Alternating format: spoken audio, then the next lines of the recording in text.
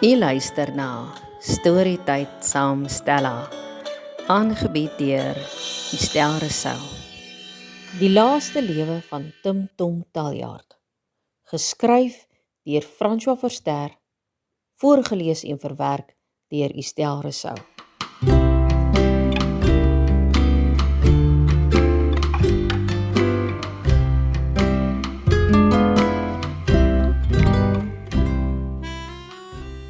Die laaste lewe van Tim Tom Taljaard is die sonderlinge verhaal van 'n kat wat sy eie storie vertel, in die tradisie van Japaneese katstories, maar 'n eerste in Afrikaans. En hoe hy weens 'n fratsongeluk besef dat hy skielik taal kan verstaan en 'n vreemde behoefte by hom ontstaan. Kenmerkend van hierdie verhaal is die skranderkat se skerpsinnige opmerkings, veral sy beskrywings van die gesin waarvan hy deel is. Dis die skrywer se 12de boek en bevat al die beste eienskappe van sy skryfwerk.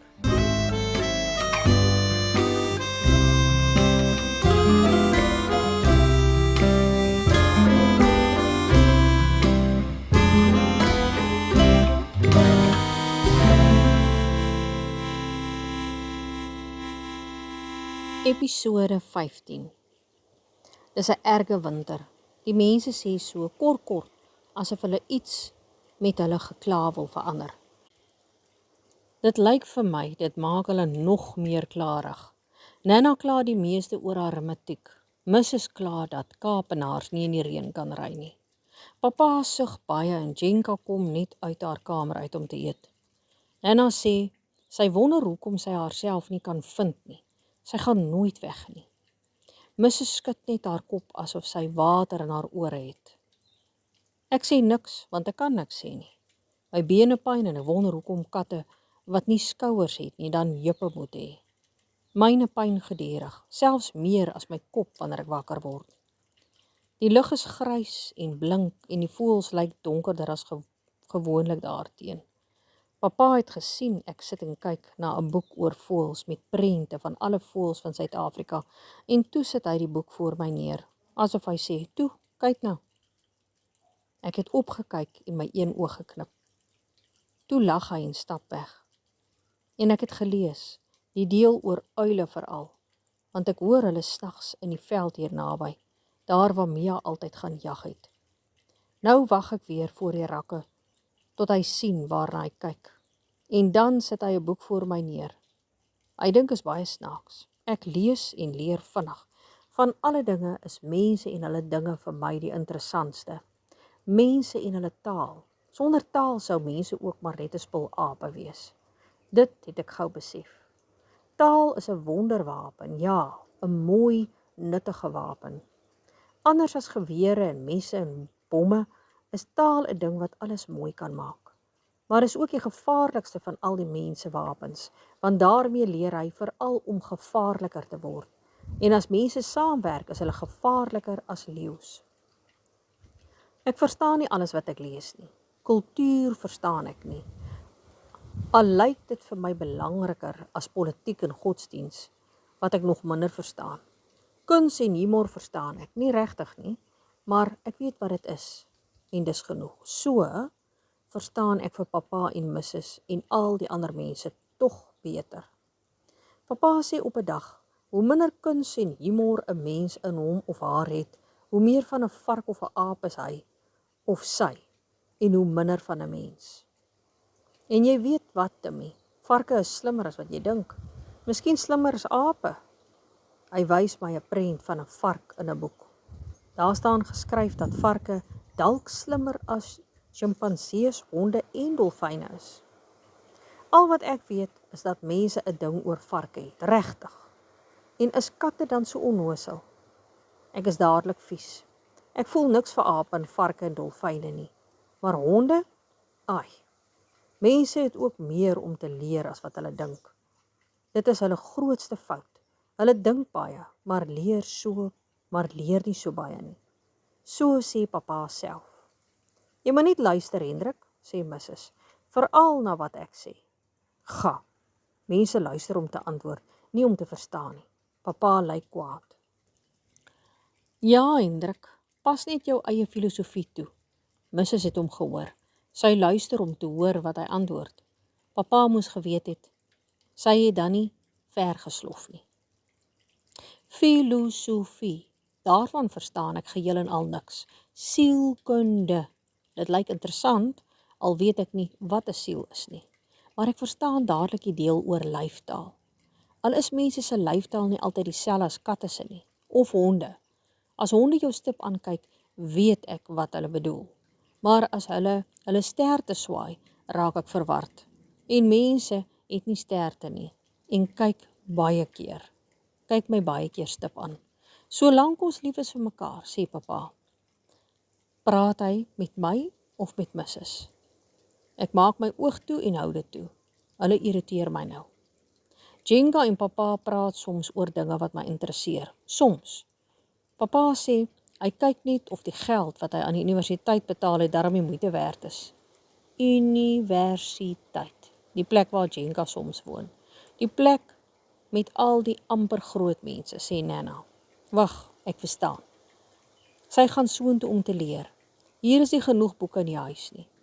Maar ek sien nooit dat Jenga 'n boek lees nie. Sy dra 'n ding rond wat soos 'n rekenaar lyk. Bietjie groter as haar selfoon. Dis waarop sy lees. Ek sal by boeke bly. Ek hou van boeke. Daar is soveel om te lees, so baie om te leer. Dit maak my moeg om daaraan te dink. Of nee, nie moeg nie. Al voel my kop swaar en my bene lam. Dis van hartseer. Mense maak my moedeloos. Soos papa. Kan hy tog nie maar besluit wat hy wil teken nie. Jenka bly in haar kamer. Mrs. staan voor die kamerdeur en praat kwaai, maar Jenka antwoord nie. Mrs. slof weg, brom brom. Ek gaan kyk wat doen Jenka. Pieperige melkies doen die ding. Sy maak die deur stadig oop en ek glip vinnig in. Voordat sy dalk gedink het dit was Casper en eerder vir hom wou oopmaak. Hi Timmy, hoe lyk jy so? Die lappetyd het. Jenka gaan lê op haar rug, met haar bene opgetrek soos gewoonlik. Ek weet nie wat daai woord beteken nie, dis seker weer Engels. Ek wens die kind wil besluit watter taal sy wil praat. Dis erg genoeg dat die twee ouer vroue so deur mekaar praat. Ai, ou Timmy, ek mis jou baie. Ek onthou toe jy 'n klein katjie was, net ore en oogies, lomp en bang, maar so lewendig. Wat bedoel sy? Ek is nog nie dood nie, maar ek is hier om te sien wat met haar aangaan. Hoekom is sy so stil?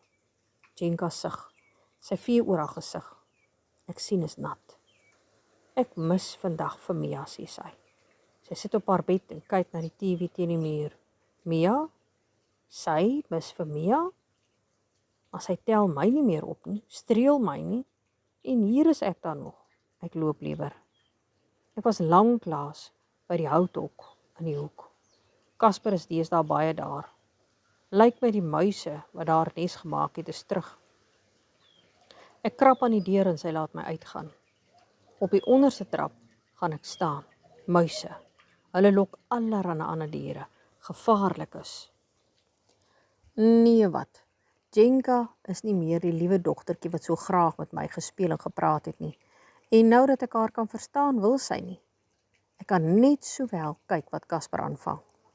Soms mis ek papa se vriende. Hulle was tog interessant. Mrs. het gesê hulle kom nie meer hier nie want papa drink nie meer bier nie. Maar Adam en Co sê papa het mos geëmigreer. Hulle kan nou vir die All Blacks skree, lag hy.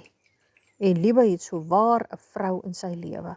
Kan jy glo dat enige iemand met sy beter weterigheid en mal idees opgeskeep wil wees? She must have a death wish, sê Mrs. But if she keeps him busy, who am I to complain or judge? I'll drink to that, sê papa en Mrs. kyk hom vinnig aan. If you drink, Hendrik Taljaard, do your drinking with me. Ag nee wat, jy drink net wyn. I could drink gin too. Nou laat jy my mos naar word, Soutie. Okay, I have a better idea, sê Mrs. We could go bang the bedpost against the wall. Dis wat ons in die eerste plek in die moeilikheid gebring het. Trouble. I wouldn't call our marriage trouble, do you? Nee, ek sou dit nie waag nie, sê papa. You better not, Although, sometimes Jenka does cause us a bit of strife. Papa lag. Hulle loop na hulle kamer toe en praat oor hulle jong dae toe hulle bure was. Die taljaards en die hogs. En die moeilikheid van oor toue trap of so iets. Soms, wanneer my oogpyn wonder ek of ek vir die dood moet wens. Maar dan dink ek, dit sal welkom, enige dag of nag. Miskien in my slaap, soos die nagmerries wat so werklik voel, dat ek nie weet of dit drome is nie. Ek dink die einde, wat mense dood noem, kan naby wees, want ek hoor nie meer stemme nie. Dis asof daardie stilte voor die storm waarvan Nana altyd gepraat het hier is, en iets wag om te gebeur. Iets. Papa is vrolik, wat 'n mooi woord. Net om daaraan te dink laat my beter voel. Ek het vanoggend weer met pyn in my rug en agterbene wakker geword. Dis baie erger as die los tand wat die motorfiets my gegee het. Maar ek wil nie hê die mense moet sien ek makeer iets nie, want ek het gehoor hoe Nana met Mrs. gepraat het oor genade dood. Nana het my gesê, as sy 'n vegetable sou word, moet hulle haar uitsit soos 'n hond of 'n kat. Ek weet nie wat 'n vegetable of al die ander woorde van daardie twee praat nie, maar dit pla my ook nie. Ek weet wat uitsit beteken. Jy hoor mense dit fluister by die hokkies en dan kyk hulle so onderlangs rond. Ek ken ook daardie kyke. Dis mos wanneer mense bang of skuldig voel. Mos ook 'n snaakse woord. Dis die groen goed op die muur, dis die stinkgoed in die wynkelders en dan is daar nog iets wat seker kos moet wees. Mosterd, soos koek dink ek. En net nog iets wat ek nooit sal verstaan nie. Ek aanvaar dit nou maar. Af met die trap. Die seer agterbeen sleep effens. Ek kyk rond soos amper soos die mense by die hokkies. Skuldig. Ja, net soos die mense daar. Dit laat my dink. 'n Ou man met die naam Twain het geskryf as mens en 'n kat gekruis kan word, sal net die mens daaruit nut vind. Al wat ek weet is dat ek wens ek kon nog soos 'n kat loop, 'n jong kat soos Casper. Praat sou ook lekker wees. Nou is ek al selfs op Casper jaloers, maar darm net 'n bietjie. Casper is so roekeloos, ek glo nie hy sal lank leef nie. Hy was vannag al weer oor die straat. Mrs. was agterna en hulle het lank weggebly. Sy is ook net so nuuskierig soos hy. Papa sê mos katte aard na vroue en honde aard na mans. Toe kyk hy na my en sê, jammer Timmy, dis nie heeltemal waar nie. Ek is nie soos die meeste mans nie en jy is nie soos die meeste katte nie. Ek dink papa is reg. Ons is nie. Veral nie ek nie. En ek bly weg van daai hokkies af. Maar nou het ek 'n paar woorde om op te soek. Ek hou nie baie van die dik woordeboek met die blink letters nie. Ek sal een met die sinonieme probeer. Haarsingskuding is wat ek het, want vandag voel die hoofpyne erger. Casper het weer 'n muis gevang, soos altyd veroorsaak dit verwarring in die huis, want is dit 'n goeie ding of nie? Verwarring, mooi woord, nie te min, ook vir my mooi. Mooi, so mooi woorde. Geheel niks is vir my meer mooier as woorde nie. Mrs. hou van prente. Prentjies verstaan ek, soos in boeke, waarvan papa ook hou, maar ek verstaan nie hoekom prente teen die muur juis mooi is nie. Jenka hou van musiek, maar dis vir my net geluide wat my uit die slaap hou. Waarvan Nana hou, weet ek nie. O ja, van rook. En dit maak die minste sin van alles. Papa het nog woorde gehad en Mrs. het op hom geskel. Papa het een oog toegemaak en saggies gesê, hoor jy Timmy? Ons mag nie lelike woorde praat nie, okay. So, daar is mooi en lelike woorde. Vir my is daar net mooi en mooier woorde en nie lelikes nie. Maar is tog interessant dat mense so daaraan dink. O wag, leiband en leibrand is nie vir my so mooi nie. Maar ek moet dink, ek kan mos. Daar is gevaar. Ek dink al meer daaraan, voel elke dag onrustiger. Wat die mense nie verstaan nie, is dat daar muise is. As daar muise is daar soms slange ook. En die groter gevaar, die een waarin hulle nooit eens dink nie, wat in die nag kom, uit die lug.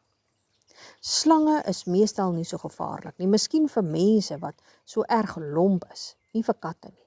Selfs 'n ou kat soos ek kan 'n slang heel maklik vang, want slange is dom en hulle sien sleg.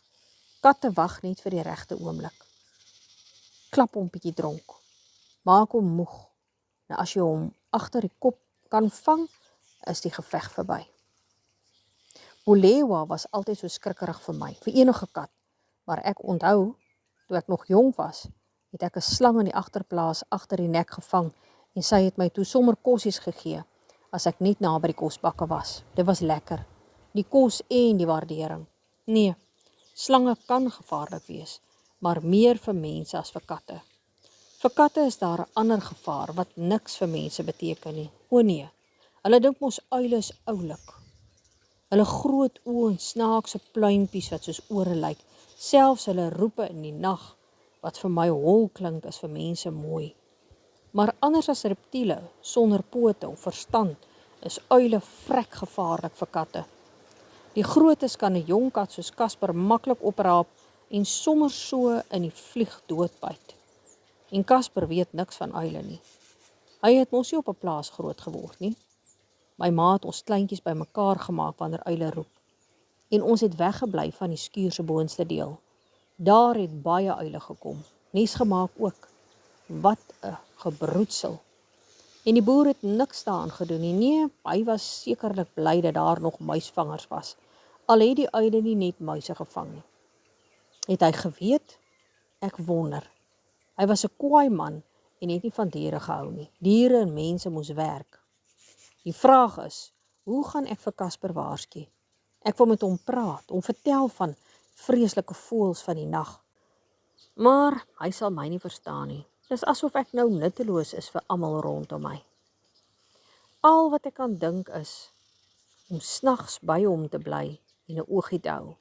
Casper slaap nie soos ek nie. Sy energie is soveel meer as myne. Terwyl ek daaraan dink, begin my lyf reeds lam raak. Waar is hy?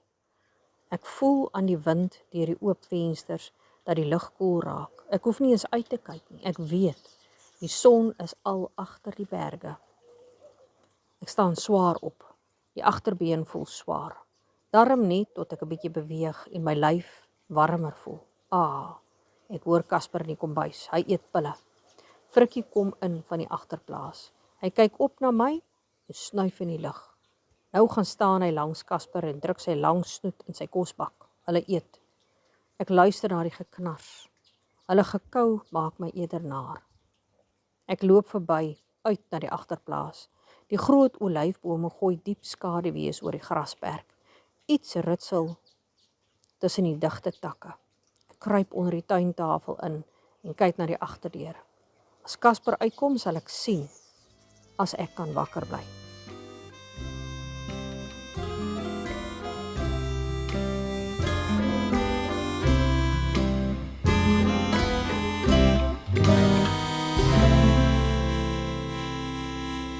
Skakel gerus môre weer in vir nog 'n episode